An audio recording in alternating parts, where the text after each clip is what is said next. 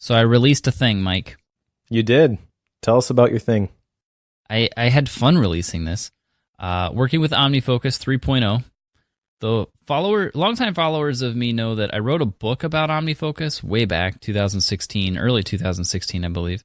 And then later in the year, I released my first ever video course on OmniFocus. And those actually are now for sale as well, obviously for lower prices by a long shot. But I released the new version, Mike, and it's apparently very popular, I'm learning, because people like it, which is exciting. Sweet. Congratulations. Yeah, the sad part about this is that, so I'm doing some introductory pricing on it, and by the time this episode releases, that will be done. So it will no longer be at introductory prices, but I thought about this ahead of time, Mike, and I set up a discount code for Bookworm listeners, which is, drum roll please, Bookworm. All capitals? It doesn't have to be all capitals, okay, but it could, whatever. Bookworm. So if you go to learn.joebulig.com and go to purchase the course, use the code Bookworm, and it'll get you back to the introductory pricing. So it'll take $5 off the course. So there you go. Working with OmniFocus 3.0. It is now live. Very cool. Congratulations on launching this. I haven't gone through the whole thing, but I took a look at some of the videos that you had in there. And one of the things that stands out to me about this is it's not just the technical features or a system that you follow. You have a whole video on philosophy, for example. Yeah. So it's kind of understanding how the different pieces work and then allowing you to craft it and modify it to suit your needs, which is really one of the strengths of OmniFocus, but also one of the things that a lot of people probably never get to because it can be a little bit overwhelming. So yeah, I hope that it continues to do very well for you and looks great. Yeah, no, thanks. Because that was the main point of this one is like the older version is all the nuts and bolts of how you click here, click there. This is how it works. Now, granted, it's on OmniFocus 2, the old one is. This one is high level. Like if you're looking for something that teaches you how to do like what is a project, what are the types of projects, go check out Max Sparky's field guide or check out my old course or go to Learn OmniFocus. Like go one of those places. This is not for you. This is high level. Like how do you go about building your architecture? So it's definitely on the upper horizon of things. So thus, philosophy. Anyway, there's that follow up from last week. You have a few action items here you got to follow up on, Mike. What you got? You using Headspace still? I am, although I broke my streak because I forgot to meditate yesterday. Mike. My Duolingo streak is still going, however, and today actually is day 100. Nice. Well done, sir. Yeah, that's pretty cool. I really like the meditation, the Duolingo. This is not a surprise to anybody who listens to this, probably, but these are all related in terms of me rethinking the intentionality behind my devices and trying to eliminate the time wasters or the unconscious moments of interaction with my technology. And this has been a very worthwhile experiment. Speaking to the meditation specifically, I don't think I've done this consistently enough to say like, oh yeah, every single day I'm experiencing a difference with this, but I know that it's coming. I'm kind of mad that I broke my streak yesterday, but it is something that I'm going to continue to keep doing. I do think this is going to stick, and I really enjoy it. It's just yesterday was nuts, so it fell through the cracks. Telling on myself. So it was probably the day you really needed it. Probably, yeah.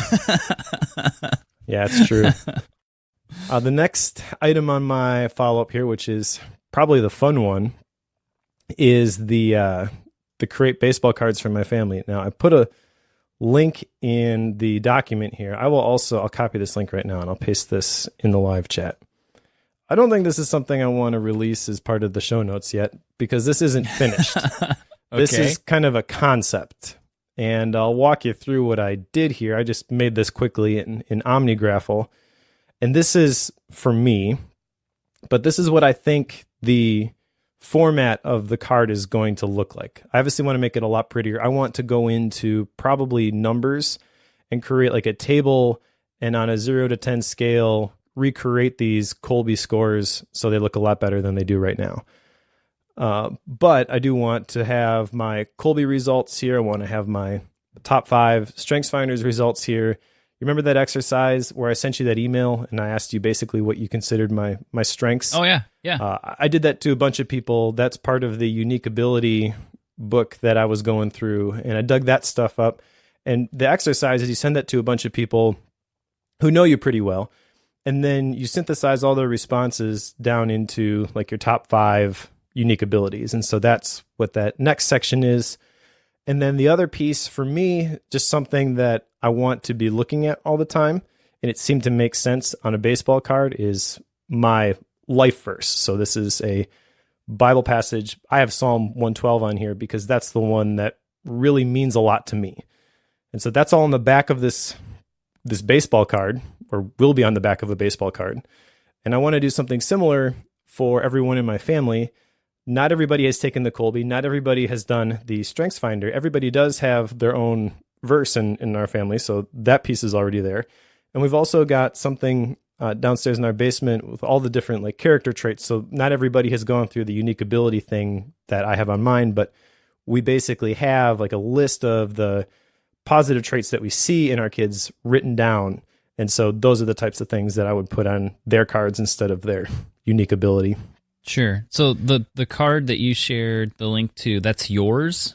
This is mine. That's a card for you? Okay. And again, this was I wasn't sure if it was you or the kids.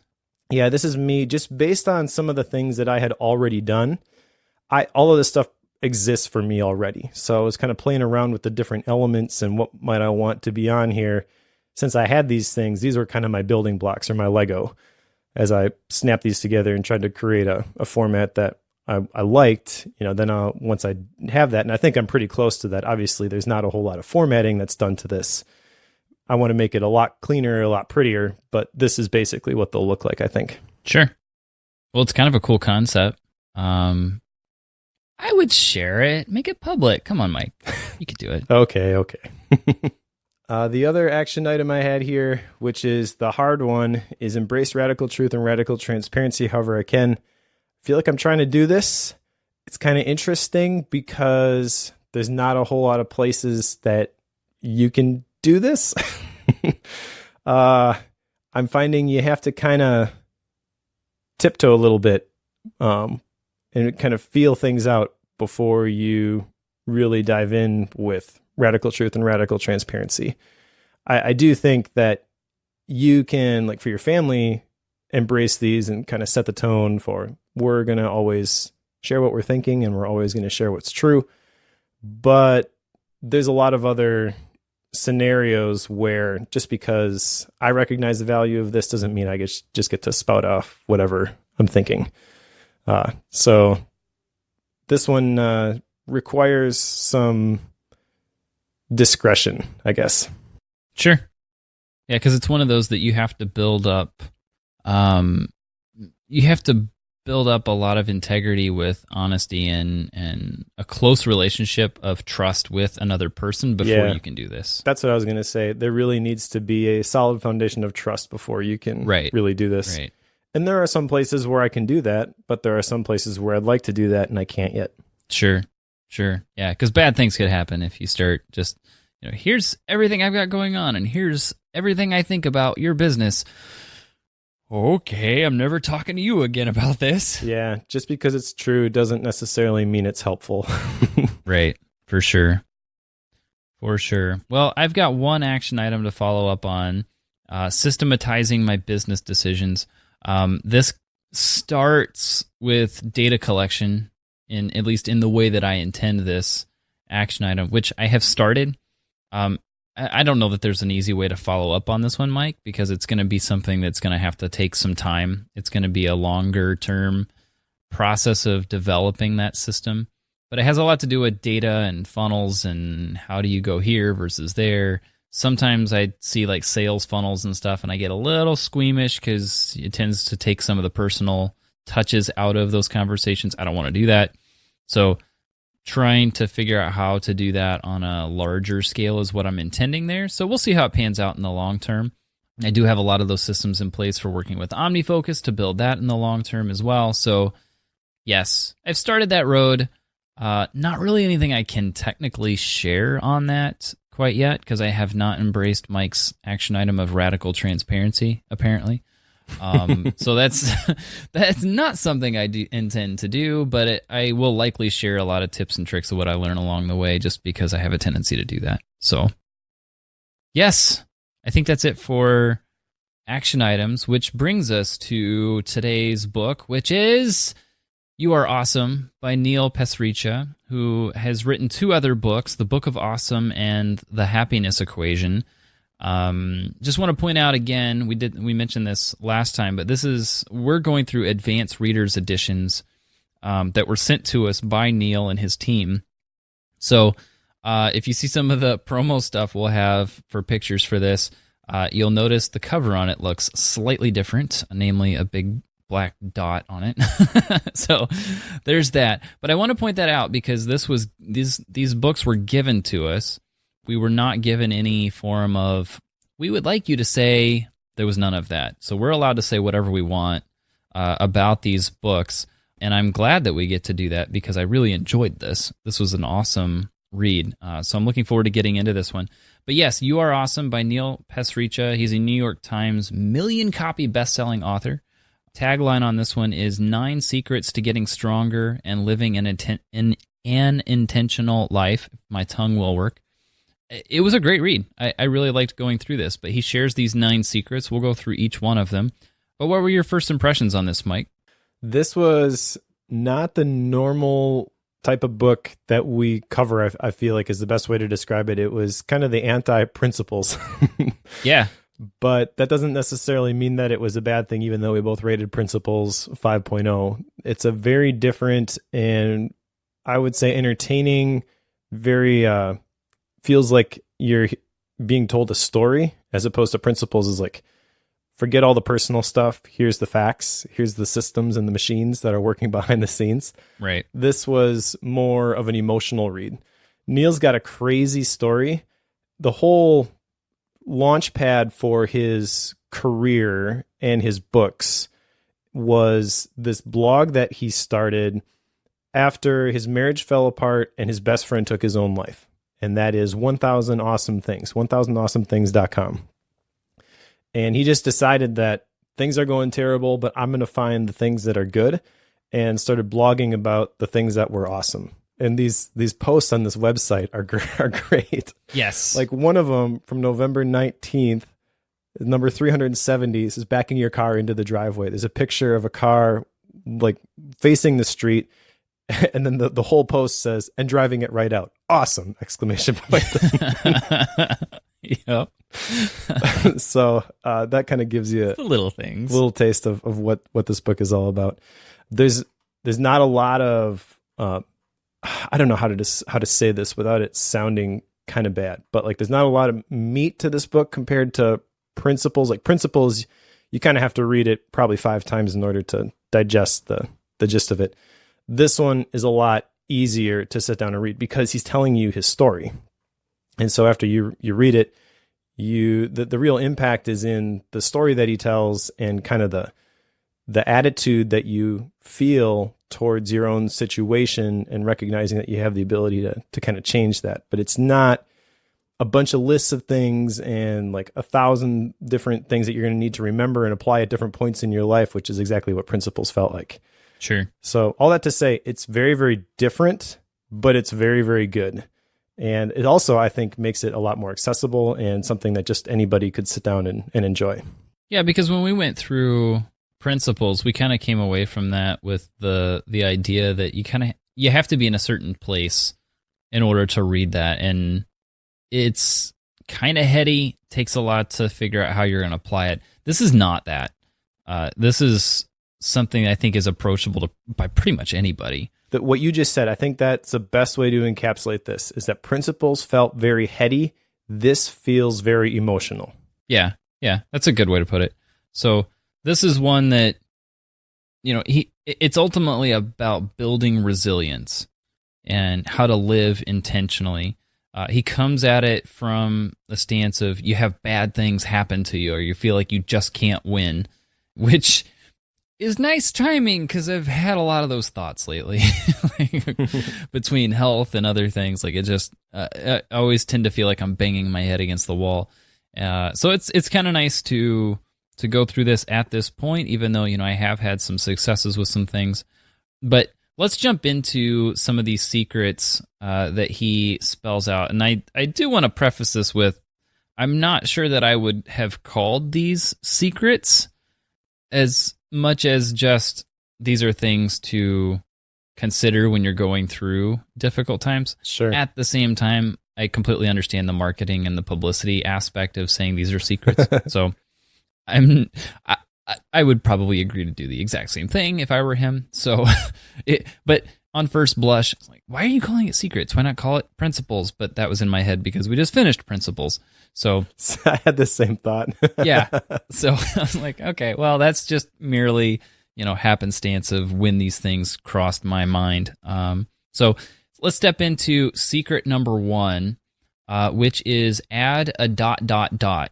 Now, what he's getting at here when he says add a ... let's say something terrible happened. Your car gets rear-ended, or let's say you rear-end somebody else.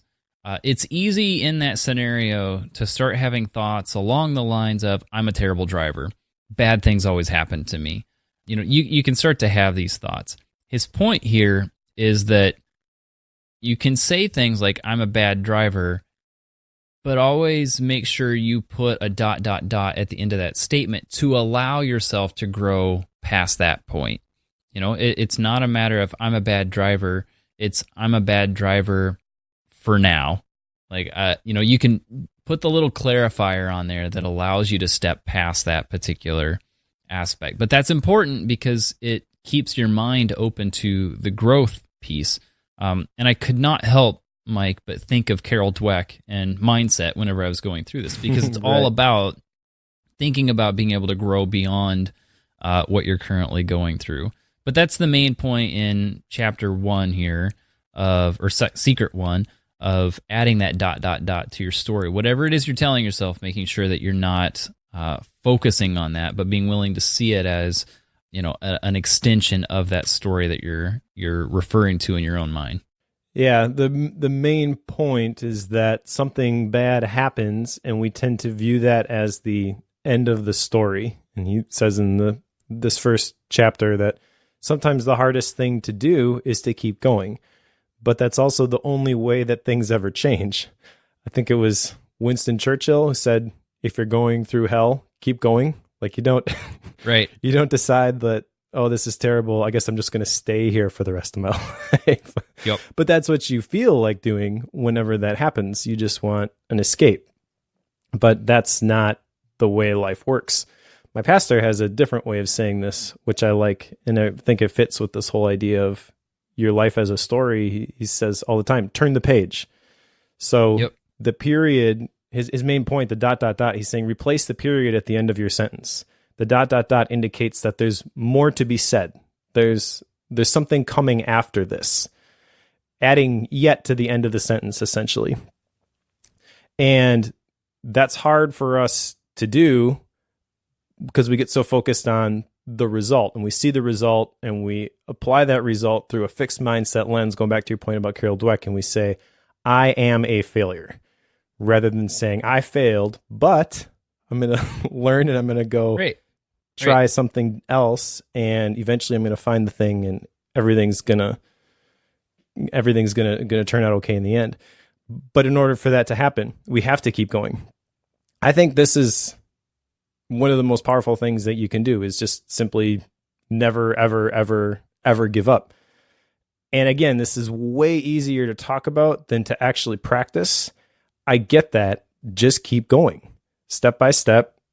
My pastor's noticing day by day, play by play. Just focus on the next thing that's in front of you and don't stop. If that's all people got out of this book, it probably is enough to radically change a lot of people's lives. Sure. Because we tend to go by how we feel or what we see, the circumstances around us, and we let that dictate our action. We feel like we're helpless and there's nothing that we can do. But we can choose to keep going. And just that simple choice of continuing to put one foot in front of the other and see what tomorrow brings, that's enough to transform your situation, because this isn't going to last forever. This too shall pass. And if you don't just stop and set up shop in the valley of despair, then eventually you're going to get to the other side. And I think it's really sad how many people never get there. You know, that's the one thing that really stood out to me from this book, was the very beginning when he's telling his story and all the reasons that he had to just pack it up. Yeah, I'm done. Like, life, you've been cruel to me. I'm not going to try anymore. But he didn't. And as a result, how many people have been impacted by the books that he's written, the blog that he started, the TED Talks that he's given, even though if you think about everything that had happened to him at that point, and you're trying to like crunch all the numbers, look at everything logically, no one would have blamed him if he would have just said, you know, that's enough. I'm just going to go get a normal job, just put in my time, do my thing, and not try for something awesome anymore. Yeah, and I think maybe that's a good transition too into the second secret, because you really have to see the bigger picture. So the second secret is shift the spotlight. And what he means by that is we have a tendency to think things revolve around us. And we tend to think that if we're doing something wrong, everyone around us sees it. Everyone around us is focusing on it. You know, if my hair's out of place, everyone there noticed. If I screwed up a line, everyone saw it. You get the point. We have a tendency to think that way. You know, I see this on Sunday morning quite a bit. You know, we have a very high standard of, I don't want to say production, but it's mostly we want to make sure that mistakes in sound and quality and the way the worship runs, we want to make sure that those mistakes don't detract from the worship experience. And that's always been our intention. But if a mistake happens, I notice it every single time. I see every single thing. Like when the lyrics came up slightly too slow, when you know, there was a hair of feedback getting ready to come through on a specific microphone. I noticed that.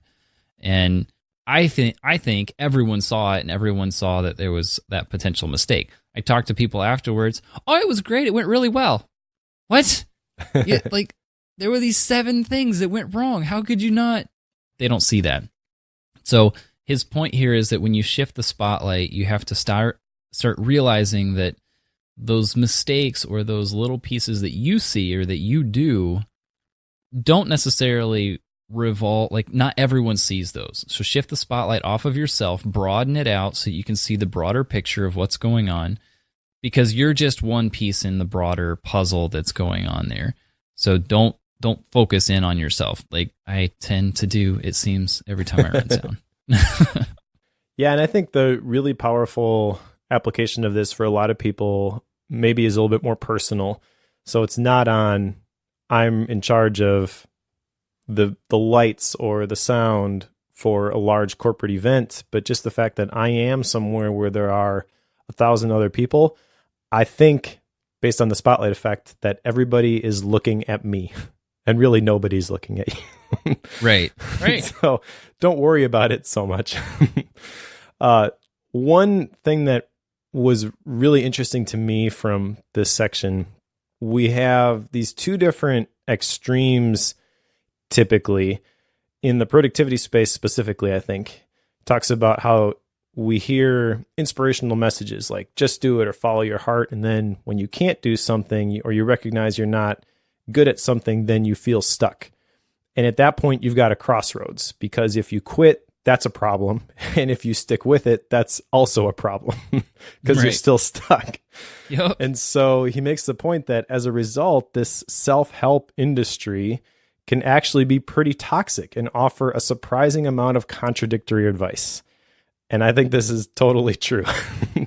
This is my main issue with the systems, I think, because the people who write a book about a system, they 100% believe that this is the thing that will help people get unstuck, because this is the thing maybe that got them unstuck. And I'm not even arguing that they shouldn't write that book. If this is the thing that really impacted them, then absolutely they should share that idea with the world. I just don't like to take a system like that and assume that if I follow this system to the T, that it is 100% going to work every time. And that's one of the things I really appreciate about You Are Awesome, is there is no system here. You know, he's basically saying in this section that all of the advice that you hear is going to be appropriate in a certain context, but when you try to consider all of it and then you add in an element of being stuck where you are, you're going to quickly get to the point where this is all meaningless. Right. And that's something I think people need to recognize. And if this book helps you realize that, then that's great. I think I've kind of had my moment of clarity on this prior to reading this, but that whole passage there, I thought that was articulated really, really well. Sure. Yeah, absolutely. And I know that like whenever you're referring to like the productivity space and how, you know, it's sometimes counterintuitive with what we see and what we refer to with that. But I think there's starting to become a bit of a shift. You know, he obviously doesn't like the systems, but I did see, you know, I recently did a workflow webinar on learnomnifocus.com, which was a lot of fun, but I got a lot of questions after that with people seeing my whole system that I demo and show off in the course. And I used the real system for that. But a lot of the questions I got around it were, how do you nail down what it is you should do in each moment? Like that's what those questions revolved around. It's like, how do you use due dates? How do you make sure that you know exactly what to do? Because I use one big list, and you don't get a systematized way of working through things with one big list. You just don't. And that was the intent, is, you know, it allows me to step aside, let me use my intuition, use judgment calls throughout the day. That's the intent there, because systems are great and they can also be detrimental. Like I think he would agree with that, and that Yep. You know, we tend to see that in a lot of the self-help world. Yeah, and then kind of compounded with that in the same chapter is, if you share how you've messed up, it can motivate others. It's contagious in a good way. Because if you look at the systems that are out there, this is people sharing what has worked for them.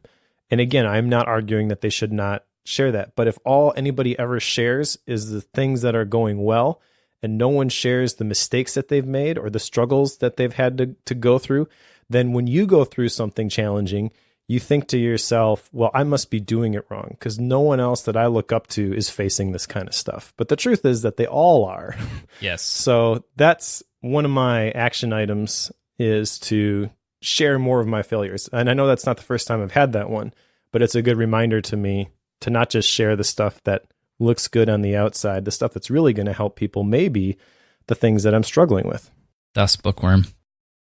Go bookworm. All right, so secrets 1 and 2, add a ... shift the spotlight. Secret number 3, see it as a step.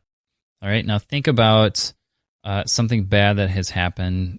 Car breaks down, or you know, you have a failed website. You have something bad happen. Okay, see that failure, that bad thing, as a step in the right direction or towards something better.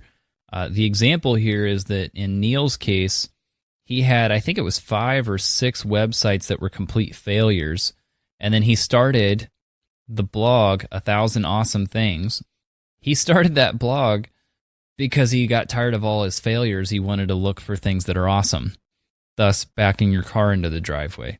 So he started that because he was sick and tired of failing, and that became a step in the right direction that has then led to 3 books and all kinds of great things that have happened to him as a result of that. So whenever you look at this, see whatever your failure is as a step. So he saw all those failures as a step in the right direction. And the analogy here is that think of it as an invisible staircase. Now, when you're taking these steps, generally on a staircase, you know which steps come next. You know if it curves to the left or right. You know if it goes straight up. if there's a landing. Like, you can see all of that ahead of time on a normal staircase. But imagine that's invisible. Now, most of the time, if you ask somebody if they know what the next 5 or 10 years holds for them, they say, yeah, they're pretty confident. Is much going to change? No. My life's going to be pretty much the way it is right now. Liars. Yep, exactly. Like, that's what people will tell you. But almost 100% of the time, that's not true. Things happen. Difficult challenges come along. You have to make edits to the way that you operate in your life because you don't know what those next steps are. You cannot tell what step 3 is when you're not even through step 1. All you can see is the next step, which is right in front of you. That's his point. So whenever a bad thing happens, you have to be able to see that as a step and think of it as a positive step because you don't know what's coming next. That's his whole point here.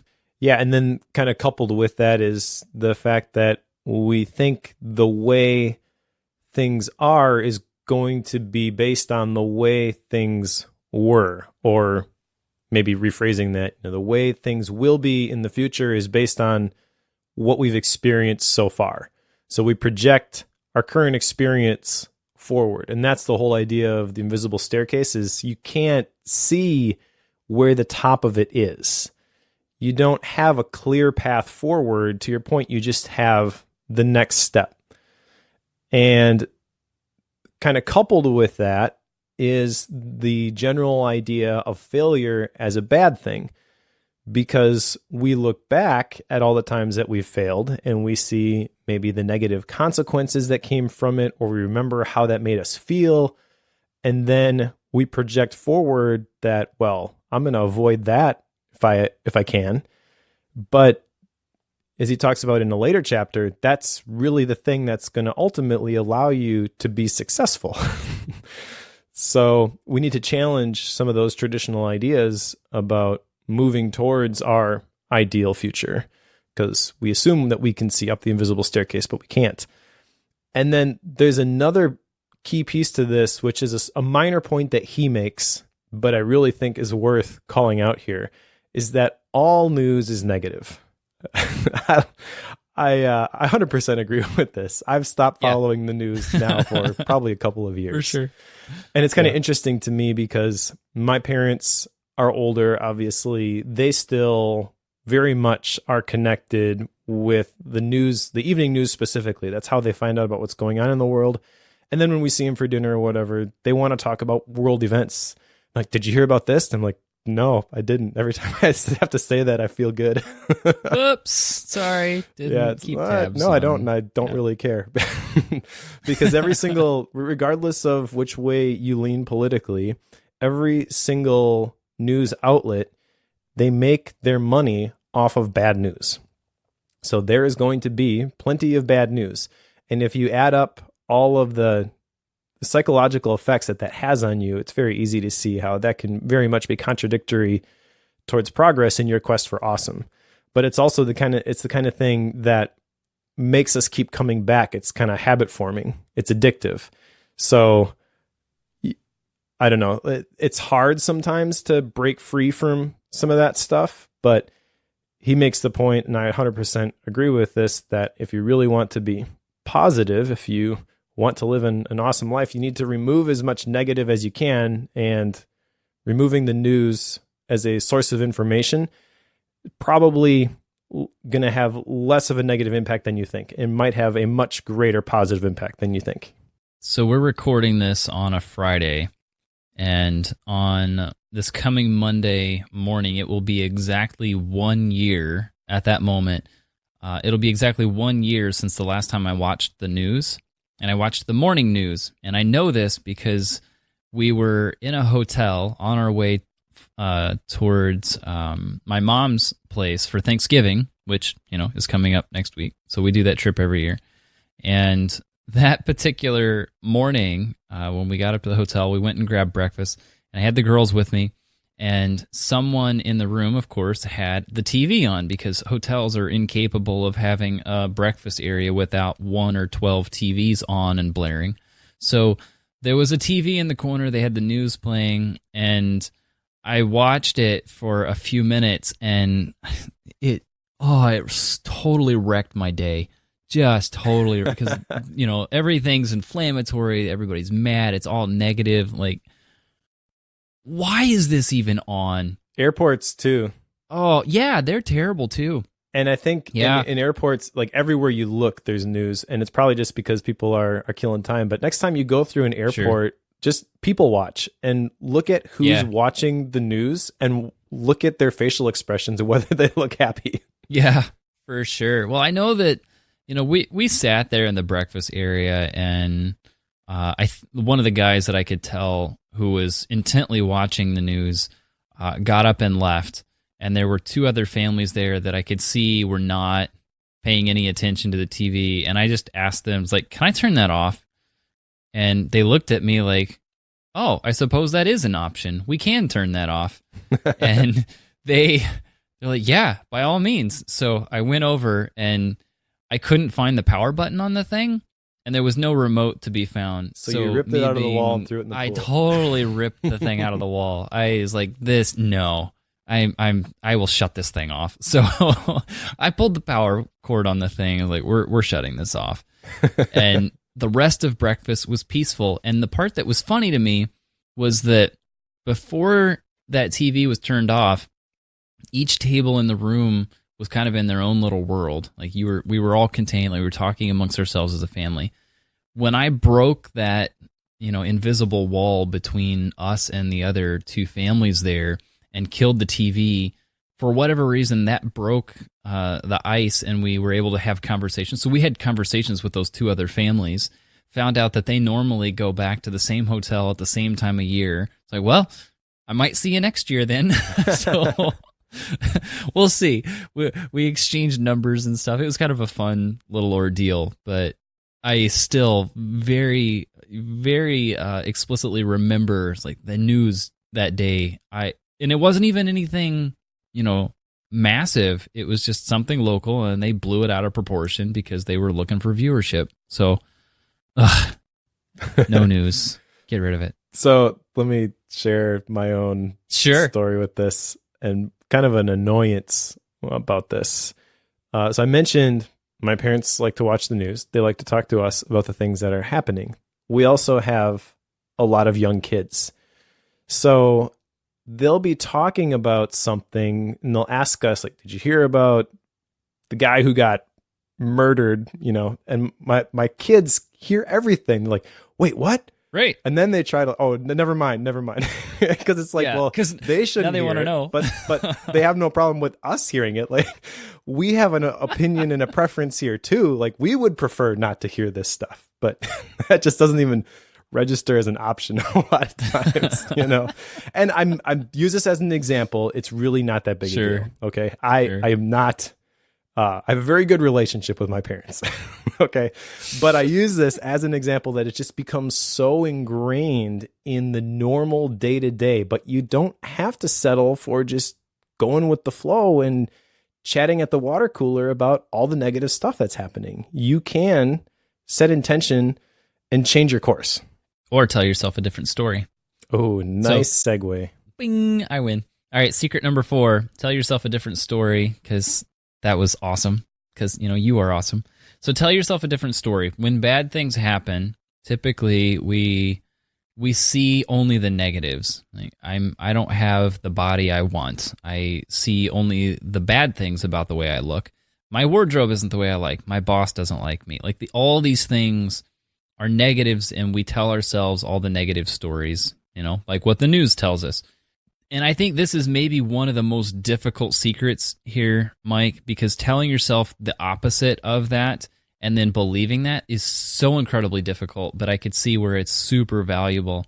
If you see that your boss doesn't like you and he's making things hard on you, see it as, hey, this is a chance to get better at character. See it as a chance to figure out how to deal with difficult people. Like, see the positive side of that.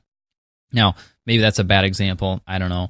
But you get the idea here is whenever you have something negative, like the way you view it is all in your head. It's not a matter of what's happening in the world. Maybe this is a stoic pull. Don't necessarily react to things the way that everyone else does. Think about it and then choose the way that you're going to react. That concept really cool concept.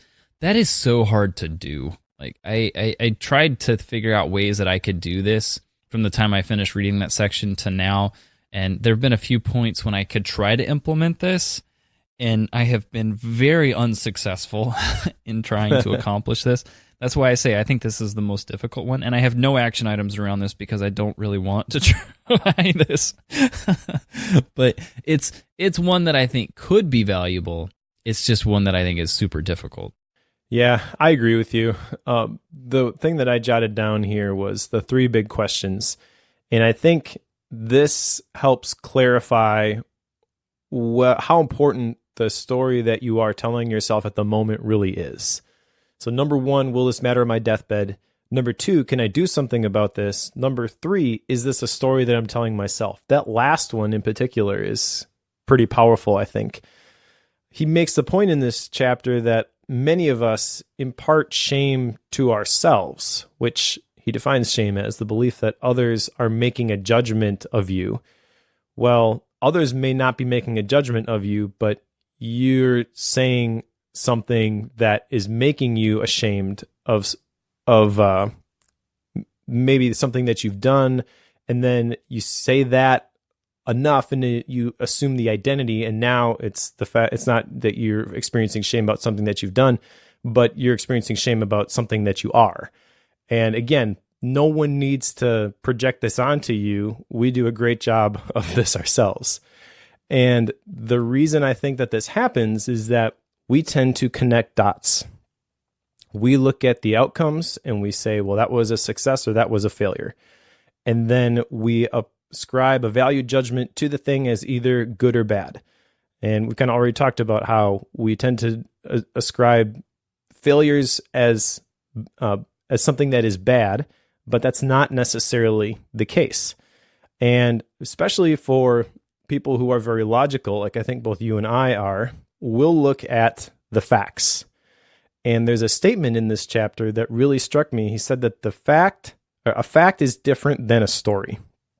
And I think we've talked about this previously in Bookworm 2, where you can have facts, you can have individual things that are true, but the way that you connect them is not necessarily true. So you can look at a fact that you failed at this thing, that thing, and then tell yourself a story that I am a failure as a fill in the blank, and I'm not going to try this anymore. But that's not necessarily true. So the whole point of this chapter, this section, is when you find that you're telling yourself that sort of story, hit pause, evaluate maybe why you're telling that story the way it is, and then try to spin it, for lack of a better term. Find a different angle to interpret the facts that are before you. And I don't have an action item associated with this either, but I recognize that this is something that I'm not necessarily great at, and it's something that I'd like to become better at. Right. So not an action item again, but I also want to start telling myself different stories. And when I find myself connecting the dots based on the facts that are presented, asking myself specifically, is there another way to look at these things? I just think this is hard. I still think it's hard, but I get the value of it. So it is. And I think really the awareness of the fact that there is another option, that's really the valuable thing at this point. Oh, sure. You know, for someone who is just picking up this book and reading this. And again, we've read a bunch of these books. So a lot of this stuff we've heard in some way, shape, or form before. But assuming you're brand new to this may be completely revolutionary to some people. First time you've ever heard the fact that you don't have to just assume that because A equals B and B equals C, that A equals C. There's a different way to connect those dots. That can be life-changing. For sure. I mean, the obstacle is the way. Ryan Holiday. Go back in time. What was that? Episode 3, 4, something like that. You know, that's a lot of what it's about, is seeing things with a different lens when it's not exactly pleasant. Yep. So that's a good place to go for it. All right, secret number 5, lose more to win more. This is basically fail fast, if you want a summarization of that. The idea is the more times you play the game, the more likely you are to accrue wins. he brings out some baseball stats, like folks who had the most wins in their repertoire played the most games. Like that's just a simple fact. The more times people try to do something, the more likely you are to have some successes. Yep. Which means that you have to be willing to accept a large number of failures as well. You know, this is Seth Godin's story. He tells about how he had a lot of failures before he has had successes. Einstein was the same way. All kinds of folks in history who talk about all the failures they had. But those things teach you, and those failures allow you to continue to get better at things. So I of course, working in software and in tech, you deal with failures all the time, and you always learn from those and move on. But the key that I found in this is being willing to step up to the plate and try. Just be willing to lose or fail at something with the hope that you will succeed at it.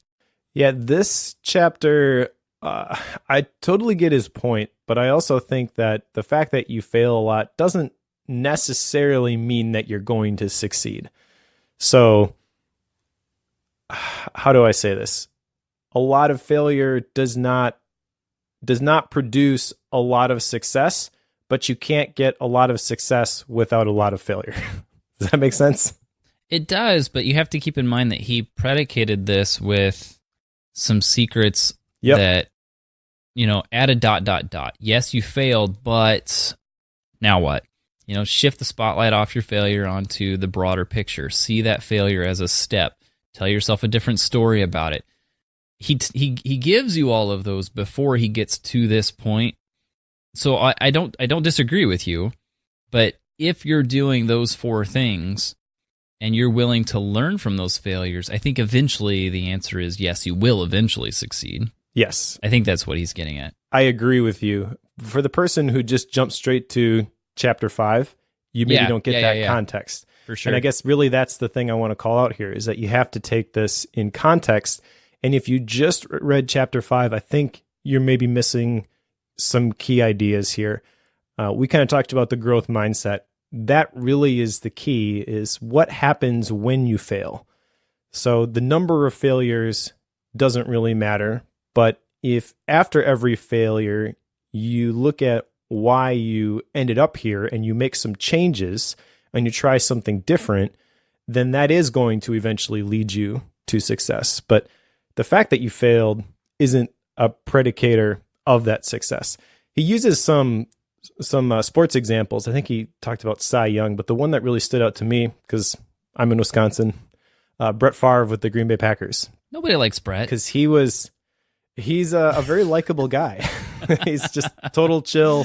I can't get too upset because he played for the Vikings for a while. So, but growing up, he was the quarterback, and it was maddening to watch him because he had people described it as a gunslinger mentality. So he would just try for all these ridiculous throws, and for a while, he had the record for the most touchdowns in a career and also the most interceptions, and people were quick to point that out.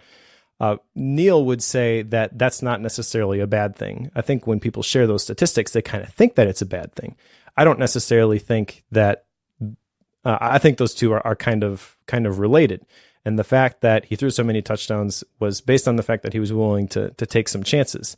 But also, you could get the feeling that watching somebody like Brett Favre, which is kind of my point about how you can't just fail a bunch of times, you have to learn from your mistakes. Sometimes Brett would just, throw stuff, and he would have games where he'd have 5-6 interceptions, and you're just like, stop doing that, right? Because you're just killing me. Smalls. Yeah, exactly. So that's the mentality that as I apply this, want to do a little bit differently than something like that. And I want to call it out to everybody else too, is you can't just have a gunslinger mentality. You have to have a growth mindset applied to this in order for this to really work. And sure, it's hard to think of a specific scenario where I could draw an example of that from. But I do think that the real value here is really just recognizing that the fact that you failed is not necessarily bad. Failure is not final. But where do you go from here? And the answer should never be backwards. It should always be forwards. For sure. No, I totally get the whole like fail fast concept. I get it, but it's not one that I think you should, how do I say that? It's not one that you should count on or just like, oh, that one's not going to work. Let me try again. Oh, that one's not going to work. Let me try again. Exactly. That if you come at it with that mentality, you may have a very long string of failures. You may never win. Yeah, it's possible those successes never come. It's only when you're willing to take what worked and what didn't work from those previous failures and applying them to your next attempt. Like when you get to that point, I think that's where the potential can come in. Yeah, everybody likes to throw out the statistic that Thomas Edison had 10,000 failures before he invented the light bulb. But maybe you don't have enough time to make 10,000 more failures in your life. What do you do then? You got to fail smarter. You can't just try a bunch of random stuff. Yes. You've got a note here about 3 ways to accelerate success. Yeah. You want to cover that quick? Sure. This is kind of related. So he had 3 things here, which I think are genius and worth calling out for how to fail correctly. Number 1, he said, Sure. Go to parties where you don't know anyone. This made the introvert in me very nervous, but I recognize that this is scared. This is terrified. very correct. Because I've seen this happen. Like I've seen this apply in my life before, where I've been somewhere where I don't know anybody, and I force myself outside my comfort zone, and that's usually when cool stuff happens. So getting outside of your little, out of your world of experience and experiencing something else can give you more dots to connect and help you see a bigger picture. Number 2 is have a failure budget. This also is genius and really addresses my main point with you can't just keep failing. A failure budget ensures that you're going to cap your losses at a certain amount. And this could be a time budget. It could be a dollar budget. He used this when he was making his websites because 1,000 Awesome Things was his 6th website. He would say, I'm going to spend up to $100 on this thing, and then it's got to show me something before I invest more in it. I think that's really smart. And then number 3, count your losses. So again, don't just keep failing. Recognize the fact that you have failed. Don't just get it out of your mind as quick as you can, because that's another thing that people say all the time is like, you got to have a short memory. Well, yeah, that's true, but I don't think it's necessarily a bad thing to remember that the thing happened. It depends how you look back at it. If it causes you to be fearful of trying again or going forward, then that's a bad thing. But recognizing that I tried this way before and it didn't work, so this time I'm going to try something else, that's a very positive thing. Absolutely. So yes, I'm with you. The first of those 3. Do I have to? Yeah, I get it. But I think the main I was takeaway, literally at a large group gathering the other day, and somebody was like, do you like getting together with people like this? And I mentioned your T-shirt, and I'm like, no, yes. My buddy's got a T-shirt, and I think I need to get one. No, Introverts unite separately in your own homes. That's my idea of a good time. Yes. I think we can get a link to that picture in the show notes because I think it's on my Instagram. Awesome. If you scroll back on it. But yes, I've had more than a couple people tell me they want that shirt. I do wear that shirt in public, by the way. And because it's one of those shirts, like it's a really cool shirt, but you really got to think about the group you're going to when you wear that. Yeah, like, I saw another one the other day that said, I'm sorry I can't talk to you. I spoke to 2 people yesterday. Yes, absolutely. Kind of piggybacking off of that, though, secret number 6, reveal to heal. It's exactly what it sounds like. If you're going to heal from the failure or the difficulty that you dealt with, you have to be willing to talk about it, and you have to be willing to reveal it to other people. This is why I was talking about Mike sharing his baseball card publicly, because revealing those personal things help you grow and help you get over some of the difficulties that you've dealt with to get there. This is also why the course we were talking about earlier, working with OmniFocus, the third version, when I recorded that, and Mike, this will make you squirm. When I recorded that, I did not use a guest account on my computer, and I did not set up a demo database for that particular screencast. Yeah, which means I remember you kept your original database in the first program, and that was one of the things people really liked about it. Yeah. So I kind of assumed you would do that again with this one. But yeah, you're right. That's not something people would typically do. No, and it terrifies the people who record whenever you do that. But if you want to see what I actually run in my OmniFocus setup, that's the way to do it. And this is partially why, because I have learned that if I'm going to share my real system, and I think I actually managed to do it without blurring anything out too, I managed to go through that whole system because in my mind, whenever I watch other people's courses and watch other people's systems and screencasts, yes, they use demo data and they tend to make it funny and like they'll use Star Wars references and stuff and like, build the new Millennium Falcon. Like they'll do some stuff like that in order to make it fun. But it's hard to get a read on how real that is and like how to translate it because there is that level of translation you have to do. You don't have to do that with this.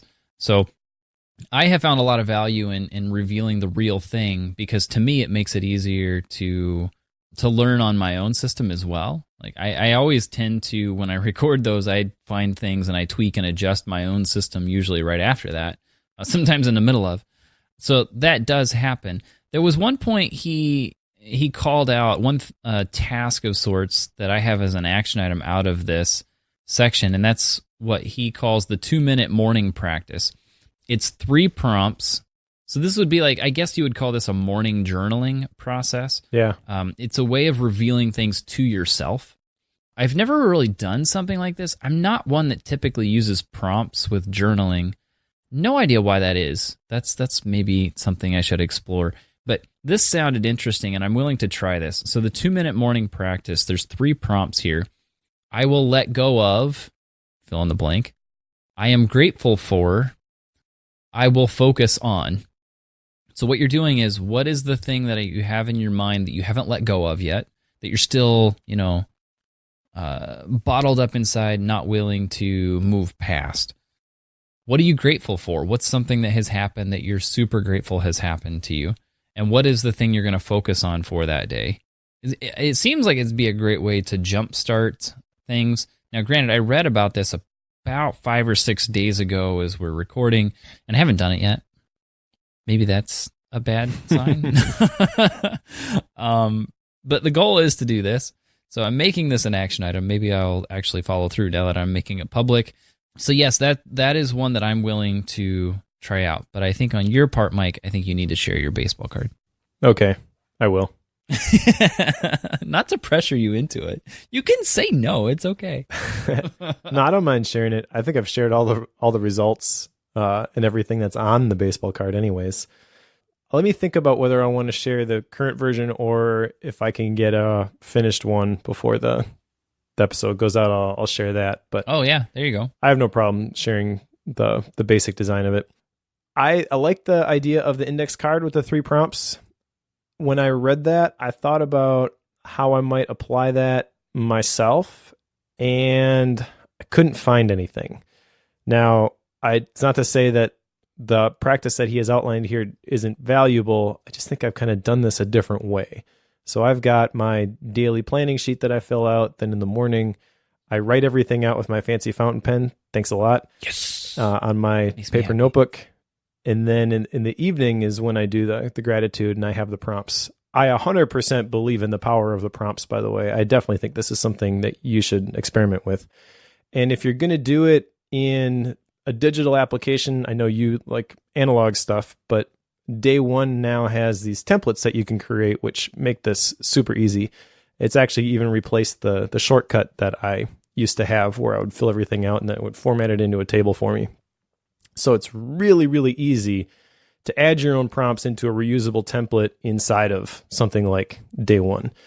And I think that the prompts get you thinking in the right direction. That's really what he's trying to do with these 3 things. So I will focus on basically that is like the highlight that we learned about in Make Time by Jake Knapp and John Zaratsky. I've actually got that on my planning sheet. I've got the gratitude thing in the evening. I do think you could make an argument for doing this at the beginning of the day. He does share some findings from a does happiness lead to success study, where they found 31% higher productivity, 37% higher sales, 3 times as much creativity when you show up for your day with a positive mindset. So I recognize that that's really the result that he's going for with this index card. And I think that that is very valuable if you wanted to just copy and paste this part of it for yourself. The I will let go of thing really challenged me, but I don't think, I kind of built this into my personal retreat. And I used to be the person who answering that question would have totally made a very big difference in my day, because I would get upset about something that had happened during my workday and I wouldn't be able to sleep because I just keep thinking about it. And even if there's nothing I could do about it right now, and just knowing that I have to deal with it tomorrow, like that's the kind of thing that would eat at me. And that doesn't really happen anymore. But past Mike definitely could have benefited from this index card practice. Sure. Yeah. One thing that I do have from this section, by the way, in terms of an action item, is this whole idea of he calls it a contemporary confession, where you can share your unfiltered thoughts. I kind of hesitated when I read this, because I feel like if you just focus on negative feelings, that can kind of snowball. So I'm a little bit hesitant to do that, but I also understand the benefit of releasing these things and not keeping them inside. So one of the things that's challenging to me is figuring out who I can mentally release these things to. And again, not so I can just complain for hours, because that's going to have the opposite effect. But I don't really think there is anybody at the moment who I would feel completely comfortable, just unfiltered, saying, I feel like this right now. And that's kind of alarming, I guess. Sure. But it's something, sharing my failures here, it's something I recognize that I need to figure out a way to add that. Now, obviously, being married, your significant other is one obvious outlet for that. But also, I'm not so sure I want to share all of that stuff with my wife, because I don't want her to have to carry that. I don't want her to feel like she needs to defend me because I'm feeling vulnerable at the moment.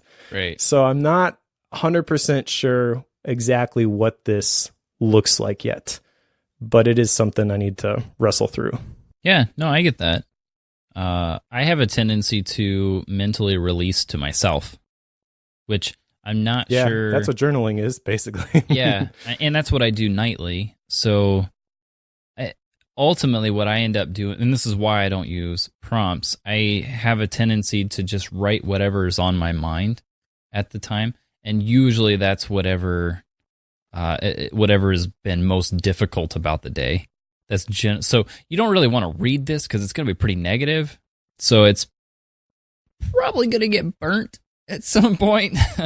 Not one I'll keep around, but it's one that, like, that's how I tend to do that. I don't really bring it up here because I've been doing it for quite some time, so it's not an ad.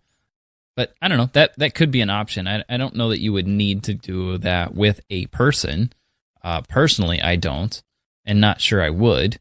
As you know, sometimes what I think and what comes out of my mouth is not helpful to anyone involved, no matter how I come about it. That's the thing I'm struggling with. And he uses the idea of confession in a whole bunch of different religious practices as like an evidence of the value of this sort of thing. But I struggle with that because exactly what you just said. How does me sharing my negative stuff help anybody else? Right? I don't want to be the guy who's always bringing people down. Right. Because I mean, like, you could share this stuff with me, but what if you're upset with me about something? Like, okay, yes, you could probably share that, but you're going to be tactful in the way you say it. You're not just going to unload. Right. You know what I mean? Yep. Like it would be very, very difficult to do that. What if the thing you need to unload is a difficulty you have with your spouse? You don't want to share that with her because you are trying to be tactful in the way that you handle that situation. Yep. So I don't know that it's possible to have a single person that you could do that with. I think it might be possible to have different people that you can share different things to. Yeah. But trying to find a single person to do that with, I think that's a lost cause. Sure. Yeah. I guess for me, it's just identifying anybody that fits that description. Sure. Like the picture I get is of the guys who go to the bar after work and they're sharing stuff over a beer. I don't drink, so that's not going to happen. But like, you can have a cherry cola. Who's like, my non-drinking drinking buddy? Yeah. That's funny. Yeah, no, I get it. Now let's go ahead and step into the next secret, and this is where he kind of shifts from dealing with the current failures to what do you move towards. Secret number 7 is find small ponds, and this is something that you can do in order to take the next step in where do you start working on the new, in that you have a much better chance of success if you find an area where you're a big fish. Use that analogy in that you don't want to be, someone who's going to get a 3.0 grade point average in the midst of a group who's all got 4.0s. Like, you don't want to be in that scenario. You want to be the 3.0 in a group of 2.0s. Like that concept is what you need to be working towards, because what it does is it ups your chances of success.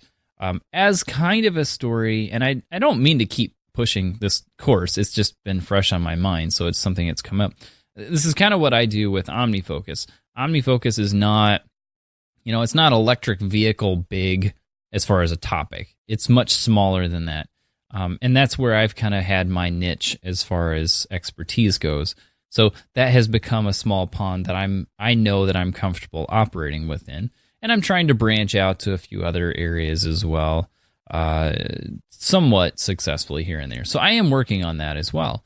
But what you have to do is find those small ponds and then start working your way towards becoming a voice in them and shooting for success within those. This is actually a very short chapter, so he just mentions this briefly as a form of here's what you could do next.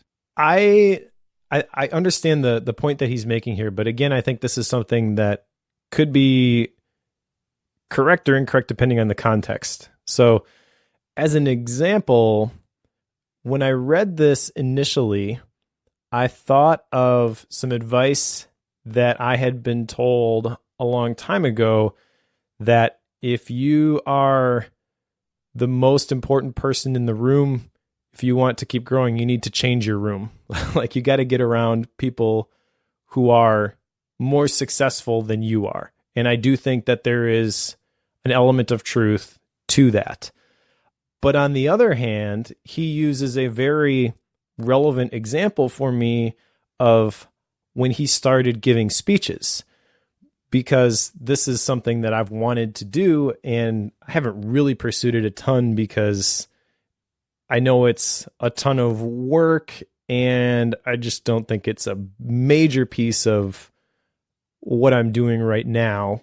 But I do enjoy, we've talked about my Toastmasters experience. I do enjoy public speaking. So kind of in the back of my head has always been the thought of, wouldn't it be great if I could get paid to speak? And I remember as I was thinking through this a couple of years ago, had somebody help me put together like a 1-page speaker form. And I had my some quotes, some testimonials type stuff.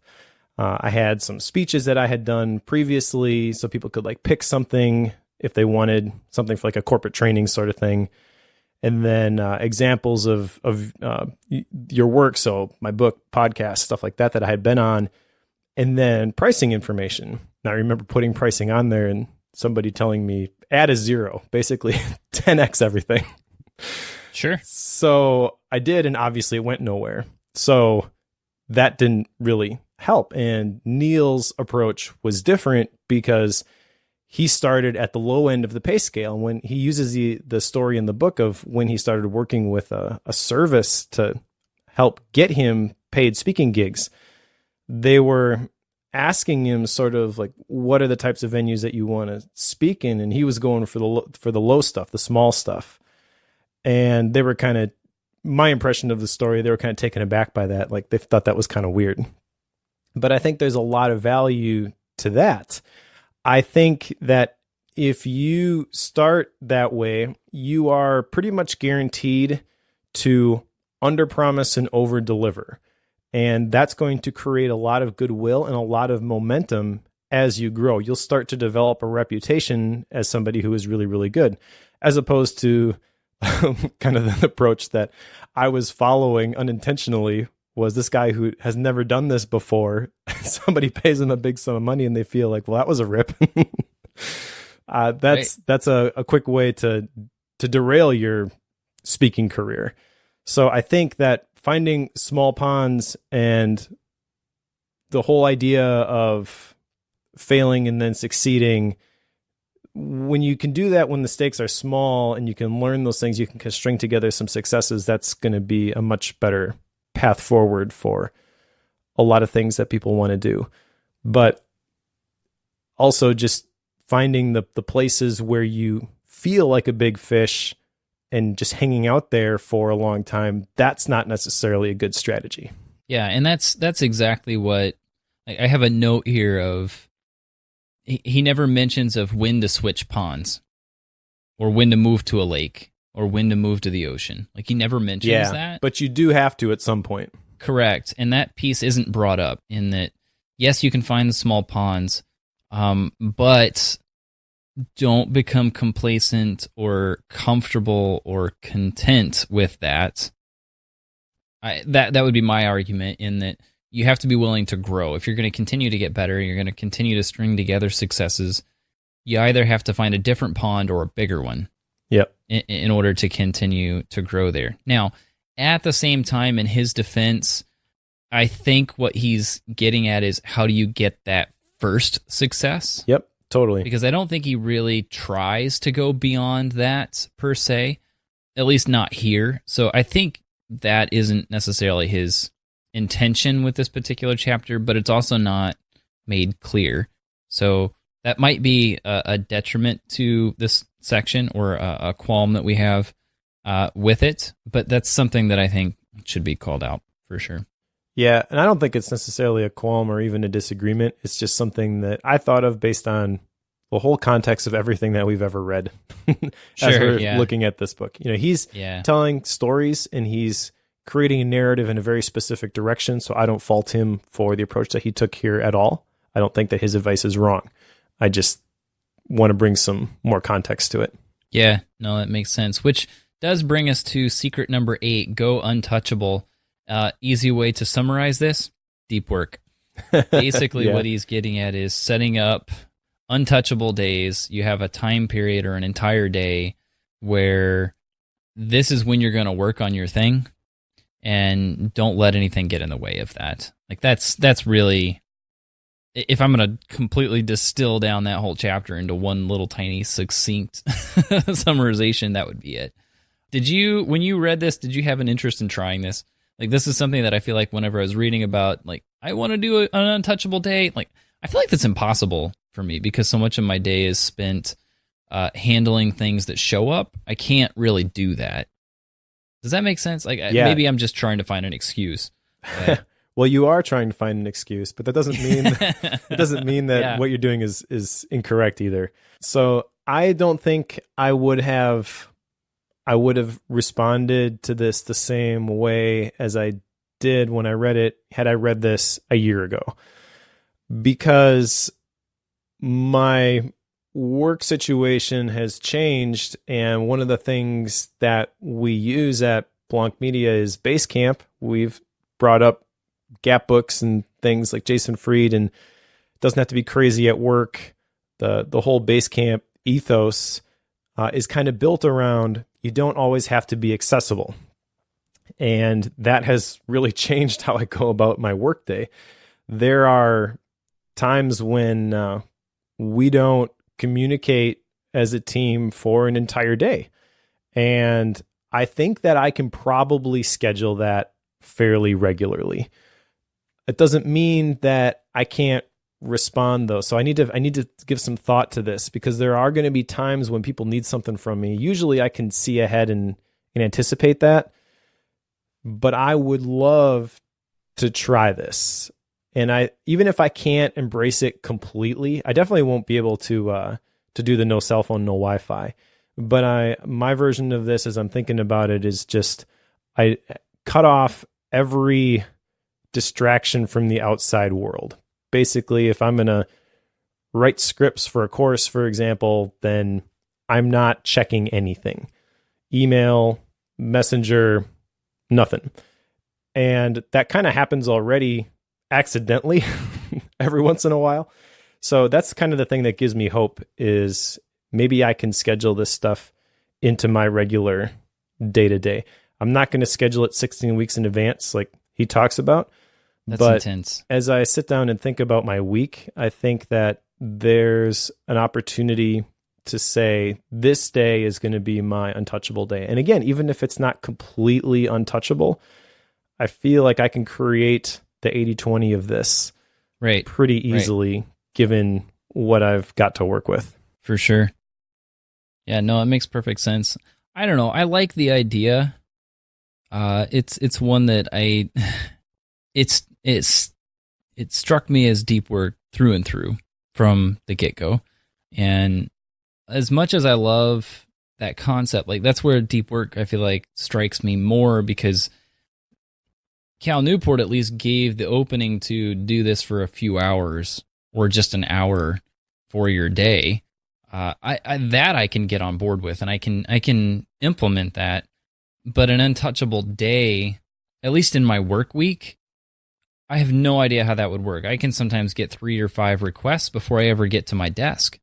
Like that's not abnormal. Yeah. And most of the time expected. So trying to do something like that would mean I can't go to the office. Like that wouldn't work. You know, yesterday I was trying to do a few things at a deep work level and was going to a few places in the building and borderline hiding, but people come find you, you know, and they hunt you down, like if they need something. And to be honest, they had legitimate requests that needed me hunted down for. So I can't really get too upset with that. So you're basically making the excuses that he lists here. I know. I know. But what about emergencies? But what about urgent meetings? Yeah. And then the third one is I really want people on my team to take untouchable days, but they have trouble disconnecting. Yep. The first two, I think, are very valid depending on your situation. But he would probably argue that that doesn't mean you can't do it. They're just going to be obstacles that you have to overcome. Yeah. Now, you know, in this particular case, we had a funeral getting ready to go on. You can't wait. Like, that's not possible. So, you know, when I've got a grieving family that's trying to put together, say, a slideshow so that they can remember the person, the deceased, like, it's inappropriate for me to say no, I'm busy, or to be unreachable. Like that's not acceptable. That's my job. So, like, I struggle with that part. I totally get him trying to shut down my excuses. I totally get it. But I also don't know how to effectively do my job and do that at the same time. Now, I will say this. The one place where I could potentially see this being extremely helpful, and as this episode releases, I believe I can say this, there's an article coming out on the Suite Setup that Mike and I collaborated on somewhat. Mike asked me a bunch of questions, and I responded to those. And I call out something I don't think I've talked about online, but my family and I have recently started doing a Shabbat dinner, so a Sabbath dinner, on either Friday or Saturday night, depending on what's going on. And then we take an entire day of rest. And that entire day is typically Saturday because I work a lot of times on Sunday mornings.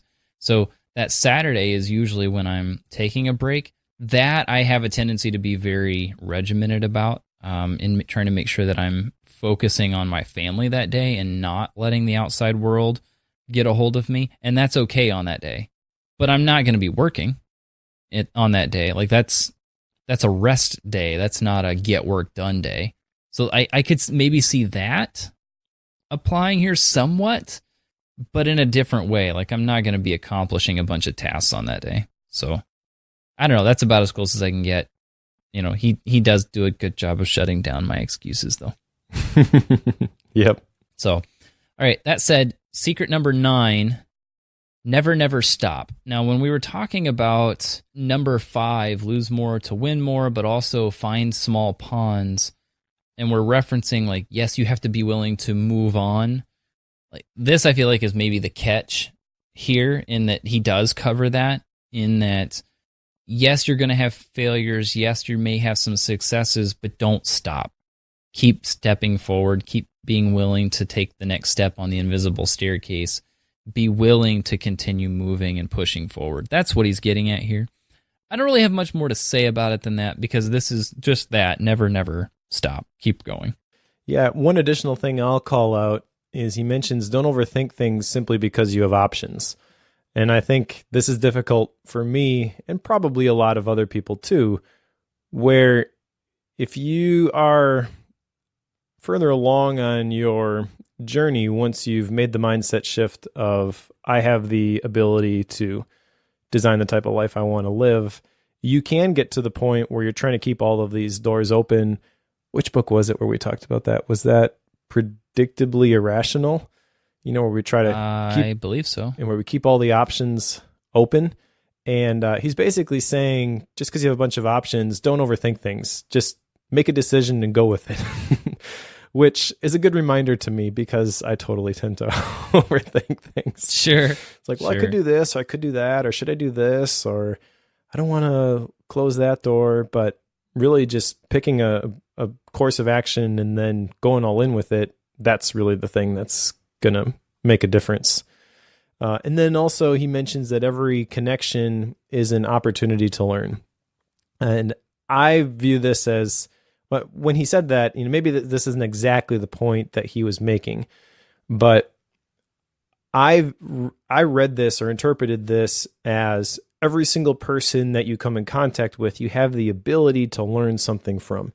It does not matter where you think you are on the totem pole and where you think they are.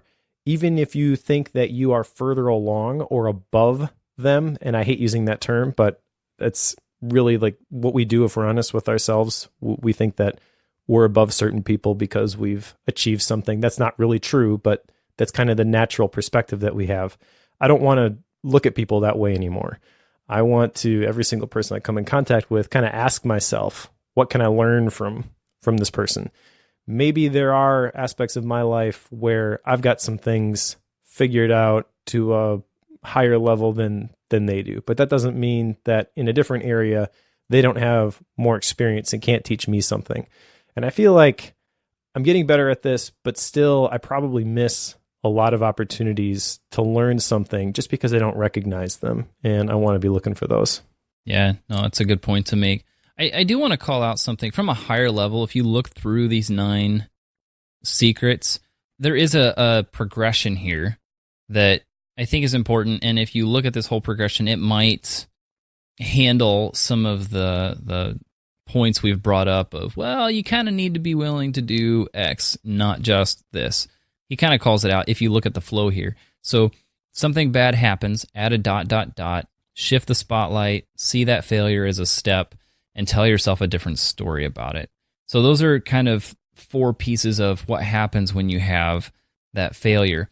Then he kind of steps back from that to a kind of a meta level and talks about failures, lose more to win more. Just talking about that failure at a higher level of just be willing to fail so that you have time for those successes. But he also then goes into secret 6 of reveal to heal. So you've got the failure, you're working through it, trying to see it the right way, being willing to be okay with that failure, but then telling people about, whatever it is that you had that failure. So he does make a hard shift there from talking about the failure to what do you do with that failure, but then he gets into how do you move past it. So getting into 7, 8, and 9, moving past that failure and stepping into the next thing and on the next step in the invisible staircase. He gets into that and makes the point of don't stop climbing that staircase. So when we've had the complaints around, or maybe not complaints, those are hard words, but points around like, yes, you have to be willing to shift pawns, or, don't just focus on failures. He kind of calls that out to some degree when you look at the overall flow of what he has there. So I can appreciate, you can tell he put a lot of thought into what order to put these into the book. It's not just a randomized list of secrets or principles that he wants to point out. He does have the overall flow thought through, which I think is true of most books, but I really noticed it in this particular outline here. Totally. Yeah, I completely agree. So that said, action items, Mike, I have one. I feel like I should have more than that. Is that bad? I want to do this 2-minute morning practice, these prompts in the morning. I got to figure out how I want to do that. So much of this is just be aware of these problems. Be willing to see things in a certain way. It's all mindset stuff. So it's hard to really nail down what it is you're going to do with it when it's all in your head. Not that it's all in your head, but it's on your head. It's true. All right, I've got 3 of them. Number 1, I mentioned, I want to ask myself, who can I mentally release to, although you've given me food for thought with the stream of conscious writing.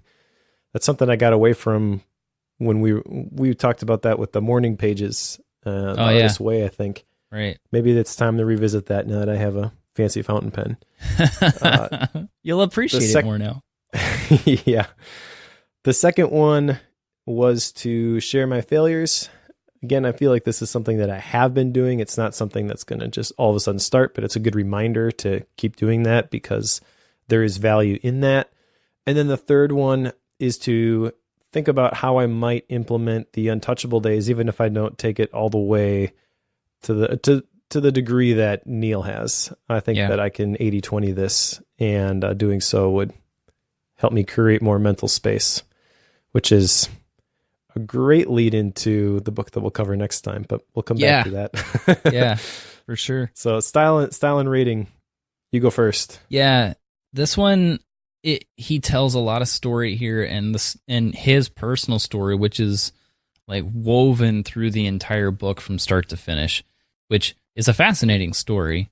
And he is a very good writer in that he really pulls you into the book. I think I read this across, I think it was 3 or 4 settings, something like that. Just because I didn't want to put it down, and I had to make sure I had time whenever I picked it up because I knew I wasn't going to want to set it down. So kudos to Neil on that. Absolutely loved the process of reading it. I do feel that this is one that just about anybody should read. I feel like we say that from time to time, but this one I really truly say that because everybody has setbacks in life, and this really shows you on a detailed level what to do about it and how to become more resilient. So greatly appreciated that. At the same time, like we do have, I had a handful of places where like, okay, yes, but, and I wanted him to call a few things out a little bit more. So it just doesn't feel like it's a 5.0 to me. So, but I do think it's a ways up there. So I'm going to put it at 4.5. It is a great read. Absolutely loved it. Highly recommend it. So that's where I'm going to land. All right. I struggle with what to rate this because it's not my cup of tea. It's not a knock against the book at all. It's the stories are great, and the effect that they have is that they make Neil more relatable, and they make you want to hear what he has to say. People don't care how much you know until they know how much you care. And by telling the personal stories, you get the feeling that Neil is speaking directly to you and that he does care about your situation. And this is advice from a close friend that you're meeting for coffee. It's a very easy read. I think I read it in 2 days. Nice. It's not something that is super heavy or heady like you described it at the beginning. And that's not a bad thing. That's also kind of what I prefer. So I'm going to take that out of the equation, though, and I'm going to join you at 4.5. Nice. It's not something that I think completely revolutionized my life, but there's a lot of stuff in here that maybe would have had I read it a couple of years ago and I had been in a different place. Sure. And I think that even if you have read every productivity book out there, you'll get something out of it, and it's going to be an entertaining, quick read. It's definitely worth your time. It's one that I would say, like, if you have read a lot of self-help productivity business books, like what we've done on Bookworm, this is a great motivator. Yes. There is a lot of value in that. Like, yes, you may know this stuff. Like, I can't say that there was anything here that struck me as, oh, that's revolutionary. I've never thought of that before. That'll completely change my life. No, there's not really any of that to me because of what we've been through.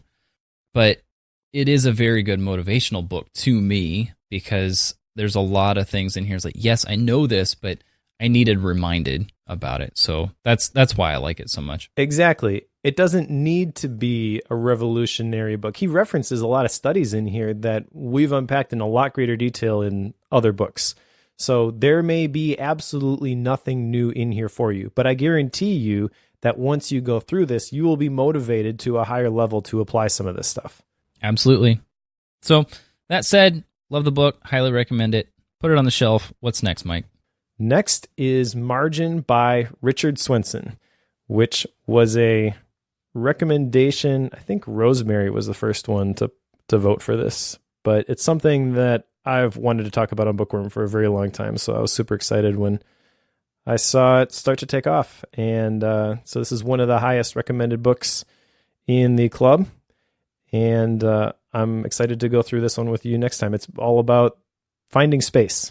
Yep, that'll be a good one.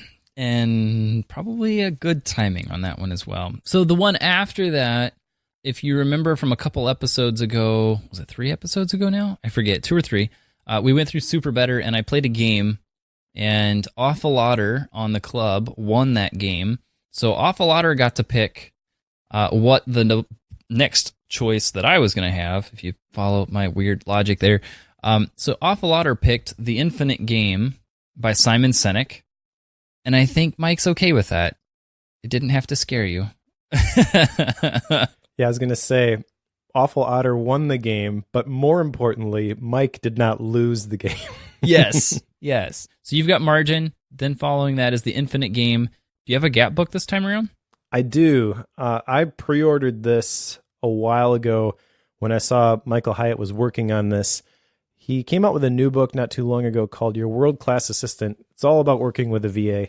It's a small book similar to the one that he wrote about no-fail meetings. Have you seen that one? It's kind of like I like these 100-page books or something. So it's basically that size. And I haven't started it yet, but no-fail meetings was very practical, lots of lists of things, but very direct and lots of actionable advice in it. I have toyed around with the idea of hiring a VA for a very long time. I even mentioned it, was it last episode or the episode before, as something I need to revisit. Yeah. And I have no doubt I'm going to at some point, and I want to do it right this time. So I want to see what Michael Hyatt can teach me. All right. Well, if you're going to learn how to do it, he's probably a good one to learn from, for sure. Right, yeah. I do not have a Gap book this week with a course launch and stuff. I just have not had time to go through a second book. Excuses. I know. But I think I'm better off in the long run for it. So I don't have a Gap book this time around, traveling and such. So not even going to attempt that. I know better. So see, you're already adding that margin. I am. So that said, big thanks to those of you who are listening live and joining us in the chat room.